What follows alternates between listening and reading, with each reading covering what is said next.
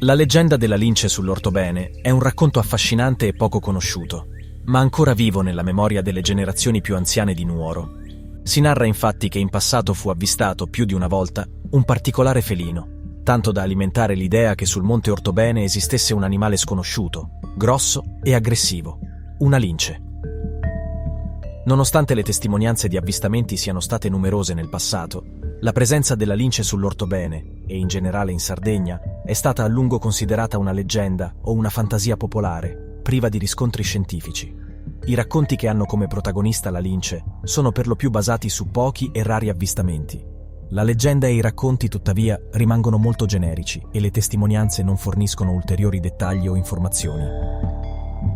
Ma allora, cosa c'è di vero in questi racconti? Esiste o è esistita davvero una lince sull'Orthobene? Le prove documentali attualmente disponibili sono davvero poche. Al di là di qualche vecchio articolo di giornale, ha una certa rilevanza una comunicazione giunta alla Società Zoologica Italiana nel 1908. La comunicazione, scritta dal dottor Pasquale Mola, attualmente risulta essere l'unico documento rilevante al riguardo. Nella comunicazione così è scritto: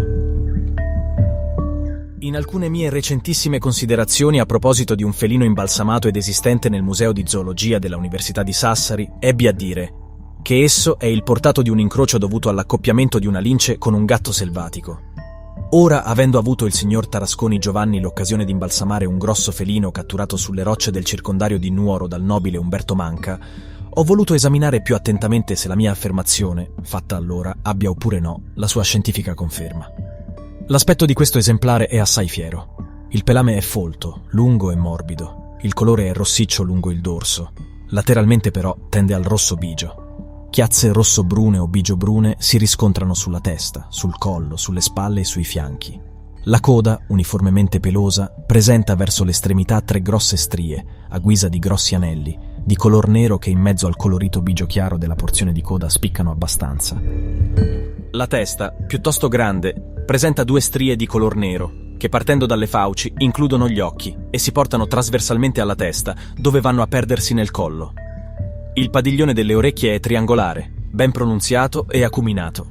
Esso è sormontato da un ciuffetto caratteristico a guisa di pennello, costituito da peli lunghi, rossicci tendenti al nero e ritti, lunghi circa 3 centimetri. Da quanto asserisce il signor Manca, esso fu trovato nella foresta del circondario di Nuoro, randagio su per quei massi rocciosi, fu scovato dai cani, i quali furono da esso assaliti e 2 anche rovinati. Ciò fa arguire la sua grande forza e ferocia. I caratteri innanzi detti di codesto felino, messi a confronto con quelli degli altri felini del luogo, fanno ritenere che esso non è altro che una lince caratteristica propria della Sardegna, la quale, pur presentando i caratteri delle linci, non ha di comune con queste che i soli caratteri generici, ed è perciò che io crederei opportuno assegnare a cotesta specie di felini un nome specifico che, rispondente alla regione ove vive, sarei propenso sia quello di Lynx sardinie.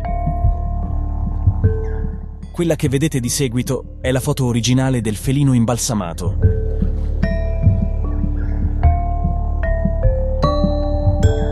Tuttavia, è importante sottolineare che questo documento non fornisce prove concrete dell'esistenza di tale creatura.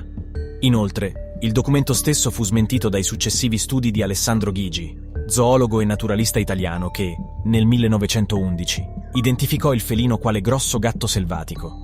Si ebbe poi ulteriore conferma di questo studio nel 1981. Infine, c'è da tenere in considerazione che né nell'area dell'Orthobene, né all'interno del territorio regionale sardo, sono mai stati ritrovati resti di lince, come ad esempio pellicce od ossa, e inoltre i rari avvistamenti non sono mai stati documentati.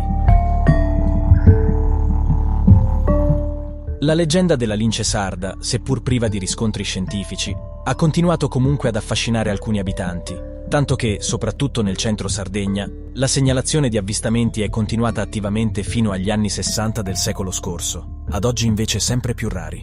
Ovviamente c'è da dire che il monte Orthobene, con le sue meravigliose rocce scolpite dal tempo, il suo passato suggestivo e la sua rigogliosa flora, offre un'atmosfera magica e misteriosa che si addice perfettamente a racconti e leggende come quella del misterioso felino.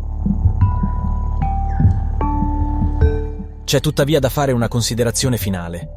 Il monte Orthobene non ha bisogno di leggende metropolitane per mantenere il proprio fascino. Al di là delle storie sulla presunta lince misteriosa, esiste un felino particolare nella fauna sarda. Il gatto selvatico sardo. Questa specie è estremamente difficile da avvistare e quasi impossibile da fotografare, essendo estremamente elusiva. Purtroppo in passato catturare un gatto selvatico era considerato un vanto, come testimoniano molti anziani di Nuoro. Questo ha contribuito a rendere la specie ancora più a rischio, poiché la caccia e il bracconaggio ne hanno decimato la popolazione. Ad oggi, il gatto selvatico sardo ha bisogno di protezione e di una maggiore sensibilizzazione da parte della popolazione. È una specie unica e preziosa della fauna sarda, e la sua sopravvivenza dipende dalla nostra capacità di proteggere i suoi habitat dall'antropizzazione, di prevenire il bracconaggio e di limitare la presenza di gatti domestici e inselvatichiti in ambienti boschivi e protetti.